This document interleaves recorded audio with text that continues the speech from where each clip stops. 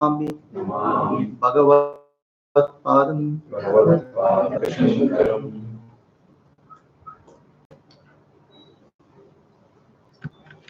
Mandukya Upanishad, the commentary of Mandukya Upanishad, Mandukya Karika of Sri Gaudapadacharya. We'll take up second chapter. It's called Vaitatya Adhikaranam. Vaitatya Adhikaranam. Vaitatya means we experience the physical object as perceptions or subjective. Vaitatya means mithya. The only word I can tell about mithya is unreal, not real. It is not false. It is not real. It is unreal. The reality in Vedanta is something which doesn't change over a period of time, which never changes. Something which changes has no real existence. It is appearing and disappearing. So this comes from the seventh mantra of Mandukya Upanishad,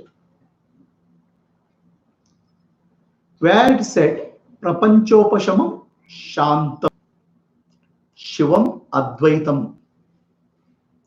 So that is the nature of Turiya, our own self, is told. All of us, we know that I never changes, whereas the me changes.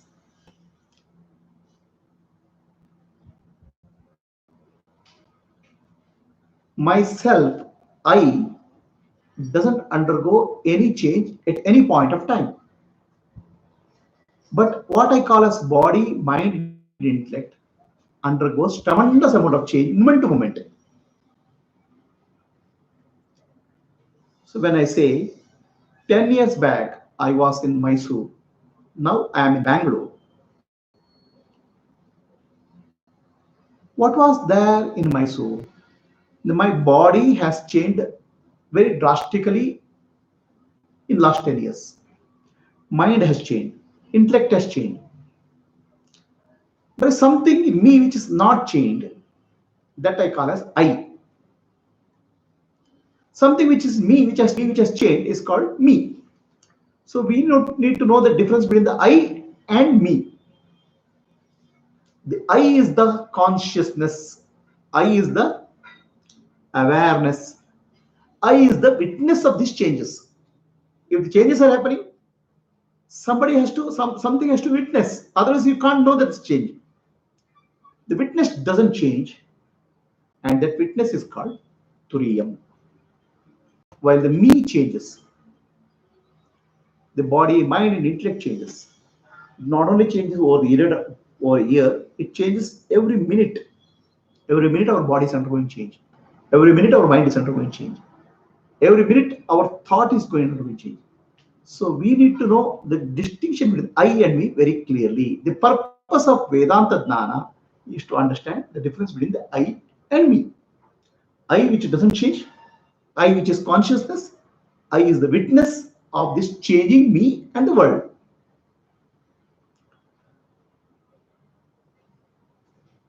Prapanchopashamam means the self, Atma, is Prapanchopashamam. Prapancha is the world. Upashamam means the disturbance caused by the world is removed by the knowledge of the self. Prapancha, pancha means five. Okay. So five are there, five elements. The world is made up of five elements, five sensations. So that world, the disturbance caused by that world is removed by the knowledge of the self. What is the knowledge of self?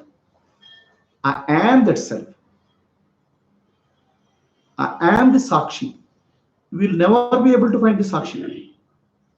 never be able to observe the Sakshi. We cannot see the Sakshi. I am the Sakshi. So I am that awareness which doesn't change. This knowledge removes the trouble caused by the world.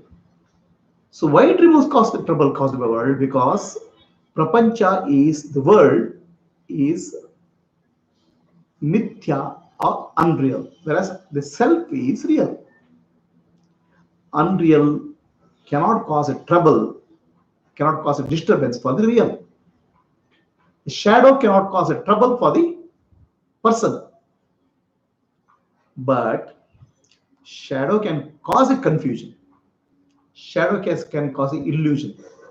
So the purpose of the Vedanta, purpose of teaching of Mandukya Karika is to remove the confusion caused by the appearance of the world. So that's called prapanchopashamam. And Advaita means non-dual. There is no other. There is no other for what? The self or Atma, the Sakshi, is not dual. There is no other than Sakshi. There's no one Sakshi for me, there's no one Sakshi for you, there's no one Sakshi for you. Sakshi is only one. Brahman is alone.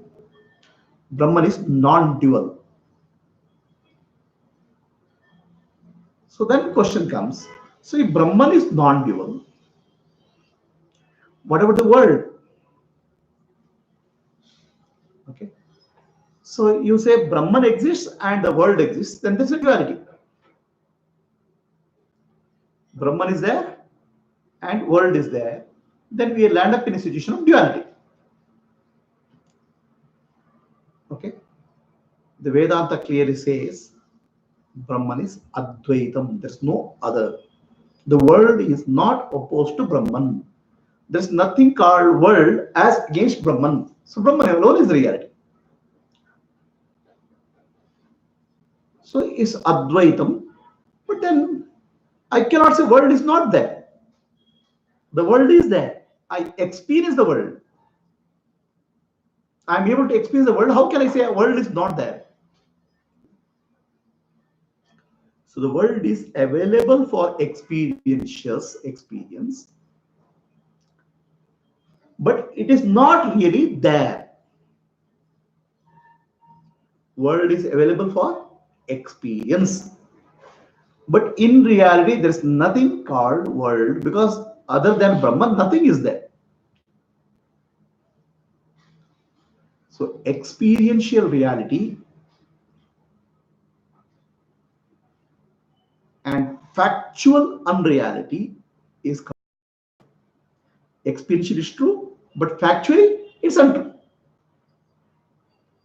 There are many examples like that. I can see water in the mirage. I can see it. Water in the desert, I can see it. Experience is available to sense experience of sense organs. But there is no water there. It's factually unreal. So world belongs to that category called experience, but factually unreal. So such a category of thing is called mithya. Satya means which doesn't change at any point of time. Mithya means which is constantly changing, it doesn't exist all the point of time. Asatya means which doesn't exist at all. So we are dealing with a category called mithya. So this Sri Shankaracharya said, Brahma Satya, Jagan Mithya. Brahman alone is real. And who is that Brahman? I am that Brahman. Aham Brahmasmi. The world is unreal. Why it is important to understand world is unreal? Because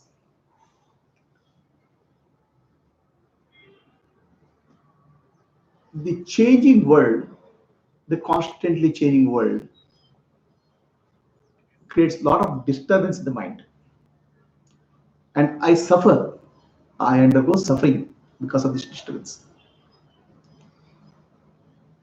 It is very important to know the world is unreal At the same time, to know I am real. Aham Brahmasmi. I am the truth. So this is the purpose of Vedantic teaching. The distinction has to be known. The me, which is body, mind, and intellect, and the world is unreal. I is real.